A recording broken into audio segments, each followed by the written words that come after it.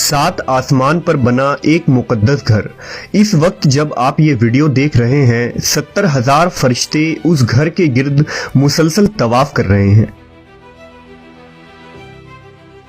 ये घर किसने बनाया है और मिराज की रात नबी सल्लल्लाहु अलैहि वसल्लम ने वहां क्या देखा था, हम इस वीडियो में बैतुल मामूर के मुताल्लिक तमाम हकायक को जानेंगे।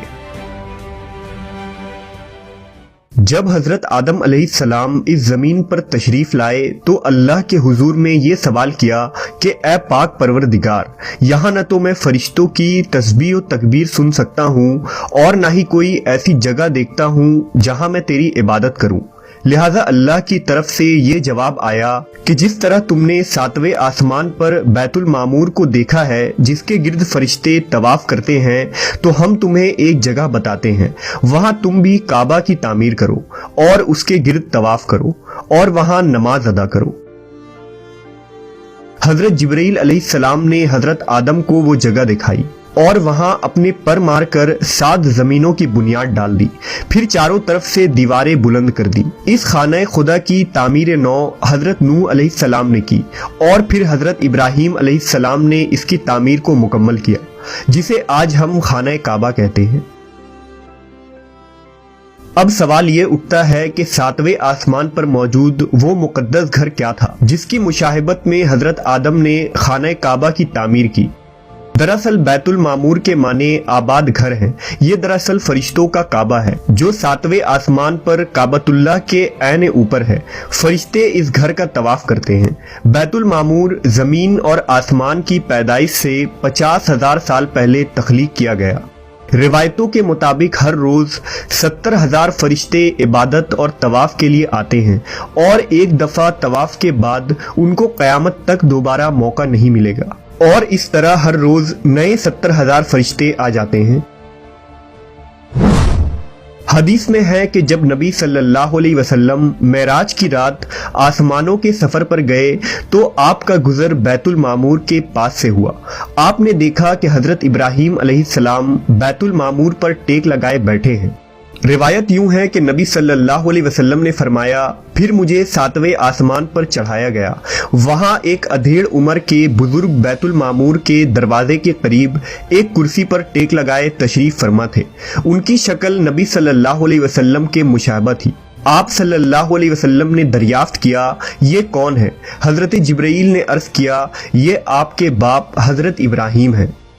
इब्ने अबी हातिम की रिवायत के मुताबिक रसूलुल्लाह सल्लल्लाहु अलैहि वसल्लम ने फरमाया कि आसमान में एक घर है जिसे मामूर कहते हैं जो काबा की सिमत में है।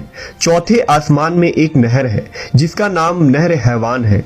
हजरत जिब्रील हर रोज उसमें गोता लगाते हैं और निकलकर बदन झाड़ते हैं जिससे 70,000 कतरे झड़ते हैं। एक एक कतरे से अल्लाह ताला एक एक फरिश्ता पैदा करता है जिन्हें हुक्म होता है कि वो बैतुल मामूर में जाएं और नमाज अदा करें।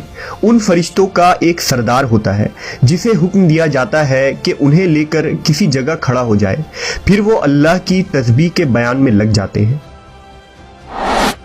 हजरत इमाम अली अलैहिस्सलाम से एक शख्स ने पूछा कि बैतुल मामूर क्या है? आपने फरमाया, वो आसमान में है, उसे सिराह कहा जाता है। ये काबा के ठीक ऊपर है। जिस तरह जमीन का काबा हुर्मत की जगह है, उसी तरह वो आसमान का काबा है। हर रोज उसमें 70,000 फरिश्ते नमाज अदा करते हैं, लेकिन जो आज गए हैं उनकी बारी क़यामत तक दोबारा नहीं आएगी, क्योंकि फरिश्तों की तादाद ही इस कदर है। रिवायतों के मुताबिक मेराज की रात बैतुल मुक़द्दस में तमाम अंबिया किराम और मुरसलीन ने नमाज पढ़ी और बैतुल मामूर में तमाम अंबिया और पिछली उम्मतों के ईमान वालों ने नबी सल्लल्लाहु अलैहि वसल्लम के इमामत में नमाज अदा की। जब नबी सल्लल्लाहु अलैहि वसल्लम बैतुल मामूर के करीब गए तो वहां कुछ फरिश्तों को देखा। कुछ रुकू में थे, कुछ क़याम में थे, कुछ सजदे में गिरे थे। आप सल्लल्लाहु अलैहि वसल्लम ने हजरत जिब्रील से दरियाफ्त किया कि ये क्या कर रहे हैं। हजरत जिब्रील ने बताया कि ये नमाज अदा कर रहे हैं और जो फरिश्ता जिस अंदाज में है वो क़यामत तक ऐसे ही रहेगा। آپ کو یہ عبادت اتنی زیادہ پسند آ گئی کہ آپ نے اللہ سے اپنی امت کے لیے نمازوں کا تحفہ مانگ لیا، لہٰذا اللہ نے اہل ایمان پر رحم کیا اور ایسی نماز عطا کی جس میں تمام عبادتوں کا مجموعہ تھا، یعنی ہم ایک ہی نماز میں رکوع، قیام اور سجدہ کرتے ہیں۔ سورہ طور میں اللہ تبارک و تعالیٰ نے اس مقدس گھر کا ذکر کچھ یوں کیا ہے: قسم ہے طور کی اور اس کتاب کی جو لکھی گئی ہے کشادہ ورقوں میں، اور بیت المعمور یعنی اس آباد گھر کی قسم ہے، اور اونچی چھت کی اور جوش مارتے ہوئے سمندر کی، بے شک آپ کے رب کا عذاب واقع ہو کر رہے گا۔ محققین نے بیت المعمور کو ہماری اس کائنات کا مرکز قرار دیا ہے، جیسا کہ کعبہ شریف ہماری اس دنیا کا مرکز ہے جس کے گرد تمام بندے طواف کرتے ہیں۔ اسی طرح سولر سسٹم میں تمام سیارے سورج کے گرد گھومتے ہیں اور ہزاروں سورج ہماری کہکشاں یعنی ملکی وے گیلیکسی کے گرد چکر کاٹتی ہے۔ یہ لاکھوں کہکشاں بھی ایک سپر میسیو بلیک ہول کے گرد گھوم رہا ہے۔ اسی طرح تمام فرشتے بیت المعمور کے گرد چکر کاٹ رہے ہیں۔ غرض یہ کہ کائنات میں تقریباً تمام چیز محو گردش ہے۔ بے شک اللہ نے اس کائنات کے نظام میں ہمارے لیے توحید کے پیغام کو کھول کر رکھ دیا ہے کہ انسان کی زندگی کا بھی ایک مرکز ہونی چاہیے جس کے اصولوں کا اسے پابند ہونا ہے۔